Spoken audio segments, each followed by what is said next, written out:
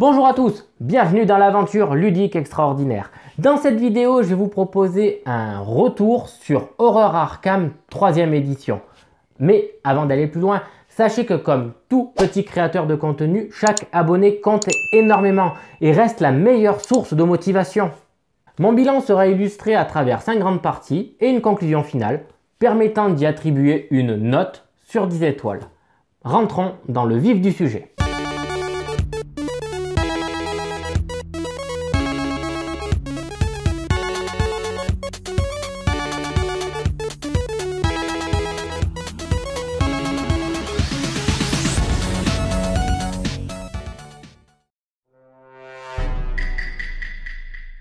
Première grande partie est donc l'univers, la direction artistique d'Horror Arkham 3e édition. Déjà pour commencer, il faut savoir que c'est un jeu qui a été donc conçu par Nikki Valence, inspiré par Richard Launus et Kevin Wilson. Horror Arkham 3e édition est un appel à la découverte du monde de Lovecraft à travers plusieurs scénarios, tous indépendants des uns des autres, qui reprennent parfaitement d'ailleurs les mythes et les œuvres originales de Lovecraft. Horror Arkham 3e édition est un appel à la découverte du monde Lovecraftien à travers plusieurs scénarios indépendants qui reprennent parfaitement les mythes des œuvres originelles. Si vous ne les avez pas lus, jouer à ce jeu vous donnera indéniablement envie d'aller les lire, c'est obligé. Et inversement, si vous les avez lus, vous allez mourir d'envie de découvrir Horror Arkham 3e édition, c'est certain. Comptez environ 2 heures par scénario en solo. Pour illustrer mes idées, je vous ai mis dans la description la playlist des vidéos des parties que j'ai réalisées sur ce jeu. Ici, la notion de solo est très importante, car plus vous aurez de monde autour de la table pour jouer, plus vos parties vont durer longtemps. L'histoire, la mythologie des grands anciens et le monde d'Arkham en général ne fait qu'un avec la mécanique du jeu. Ils sont indissociables, ils sont imbriqués les uns dans les autres, favorisant une meilleure immersion et rend l'ensemble très agréable à jouer. On retrouve comme dans les anciennes éditions un groupe d'investigateurs. À partir de 3 investigateurs en solo, ça me semble très gérable. Donc ces investigateurs vont enquêter, lutter dedans Arkham pour éviter l'apparition d'un grand ancien. Cthulhu par exemple. Chaque scénario reprend un grand ancien différent avec son paquet de cartes spécifiques, autant pour le mythe que pour les rencontres, les lieux différents. Même les maps sont différentes en fonction de votre mythe en question et de votre scénario. On a l'impression d'avoir plusieurs jeux regroupés dans une même boîte, ce qui favorise l'immersion et en même temps, on a toujours envie d'aller plus loin, de découvrir le jeu. Tout ça réuni dans une seule boîte, rappelons-le, je n'ai pas les extensions. En effet, la ville d'Arkham va évoluer à travers les différents scénarios. Tantôt vous aurez des quartiers sud, parfois ils ne le seront pas, tantôt ce sera l'université Miskatonic, parfois pas, tout dépend du scénario dans lequel vous jouez. Les illustrations quant à elles ne sont pas renouvelées, ce sont les illustrations originelles depuis les toutes premières éditions d'Horror Arkham.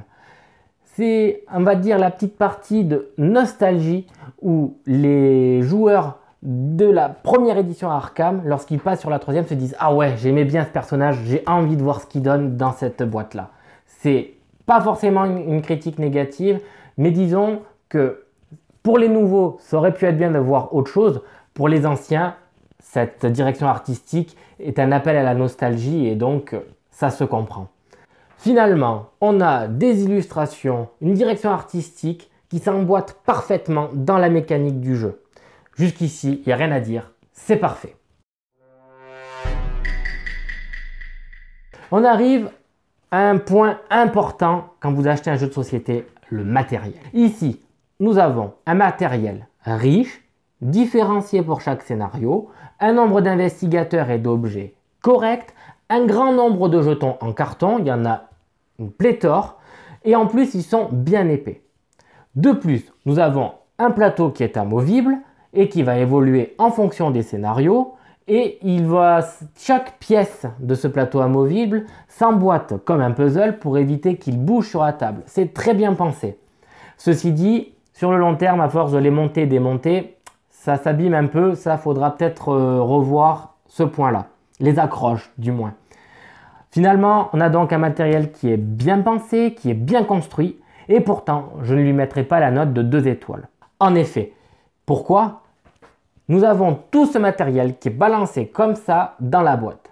Et pour moi, c'est complètement illogique qu'il n'y ait pas un insert. Quand vous avez autant de matériel, que vous n'avez pas d'insert, que vous allez prendre autant de temps que trier le jeu, que le mettre en place, que le ranger, pour qu'au final, quand vous allez le mettre dedans votre meuble, il finisse complètement en bordel, c'est illogique. Et je reste très sceptique sur l'envie d'y retourner, puisque la première chose à laquelle on va penser, c'est « Oh punaise, faut que je le trie et en plus, faut que je le range ». Pour moi, l'achat d'un insert supplémentaire à l'achat du jeu est primordial. En effet, plus un jeu est facilement installé et facilement rangé, plus on a envie d'y retourner, n'est-ce pas? C'est QFD. Il faut un insert dans Horreur à Arkham. Pour ma part, je regrette que les investigateurs ne soient que des morceaux de carton format carte postale. Oui, ils sont très bien détaillés, ils sont précis, ils sont magnifiquement bien illustrés, je ne dis pas du tout le contraire.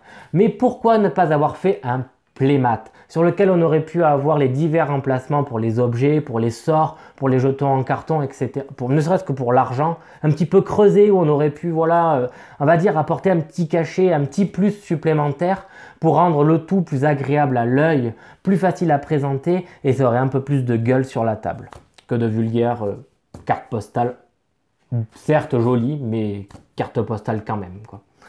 Finalement, Horreur Arkham 3e édition a un matériel qui pour moi manque de finition et a un gros manque de rangement à mon goût. Ce qui fait que je lui mets gentiment 1 étoile. Partie très importante d'Horreur Arkham 3e édition, les règles. Alors, les règles du jeu, comment dire? Alors, déjà, pour moi, il faut savoir que je viens d'un jeu qui s'appelle Les Contrées de l'Horreur. Un jeu que j'ai acquis au tout début, que je m'intéressais au monde ludique. Et honnêtement, j'ai passé un sale quart d'heure. Les règles étaient mal écrites, c'était lourd. Et puis, je m'ennuyais dans le jeu. Ouais, je parle des Contrées de l'Horreur. Et là, je me suis dit, pourquoi ne pas donner une chance à Horreur à Arkham? Quand j'ai voulu acquérir Horreur à Arkham, c'est la 2e édition qui était beaucoup vantée, d'après les réseaux sociaux, mais elle était un peu plus délicate à trouver et la 3e édition venait de sortir. Alors je me suis dit, je saute dessus. Et croyez-moi, j'ai bien fait.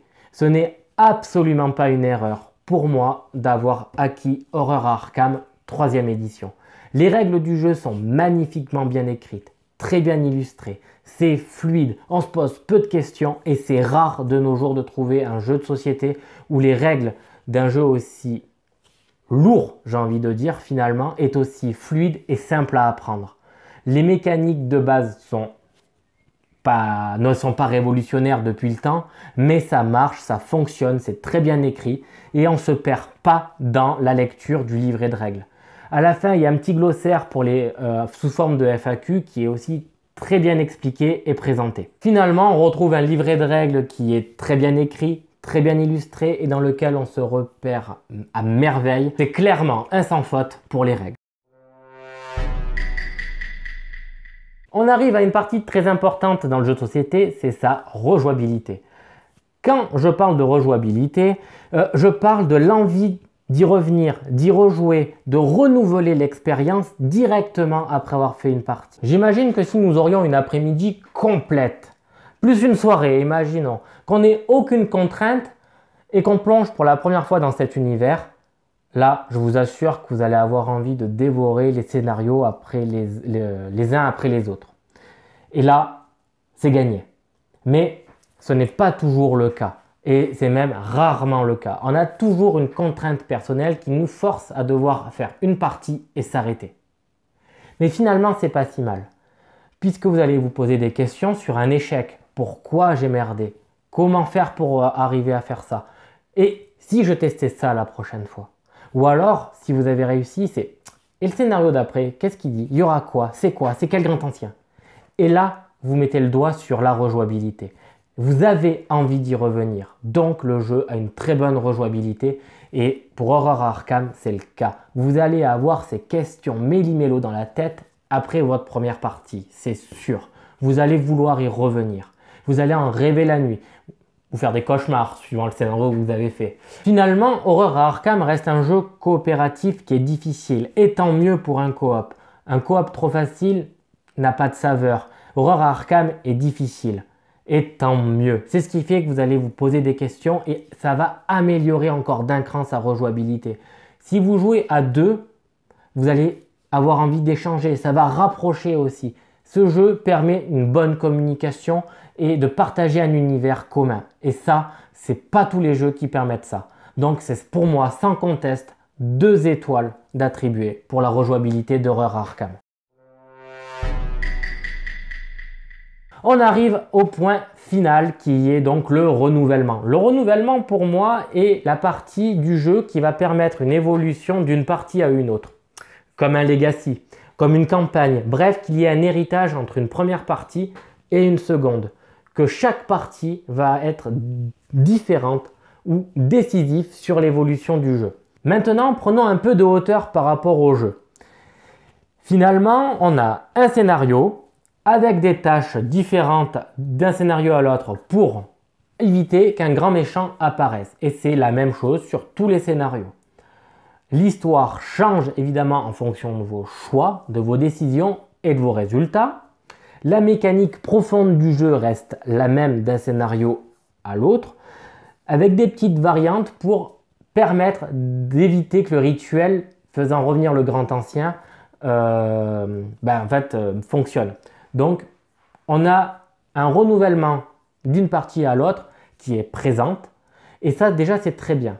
Ceci dit, on n'a aucun héritage laissé, aucun impact, si vous voulez, entre l'échec ou la réussite du premier scénario et le dernier scénario qu'on va vouloir réaliser. C'est d'ailleurs pour ça que les scénarios peuvent s'enchaîner sans ordre spécifique. Par contre, avec la sortie de la nouvelle extension à ce jour qui s'appelle Profondeur Insondable, il est possible d'avoir une campagne. Alors je ne sais pas si elle est fan-made, je ne sais pas si elle est officielle, mais en tout cas il y a une campagne qui permet de créer un lien entre tous les scénarios. Ceux qui savent de quoi je parle, n'hésitez pas à ajouter votre avis, votre commentaire dans l'espace commentaire. On échangera ensemble, ça pourra peut-être être le déclic pour moi d'acquérir cette extension que je ne possède pas pour le moment. En tout cas, on a bien dans cette campagne un héritage laissé entre le premier scénario et le dernier scénario que vous allez réaliser.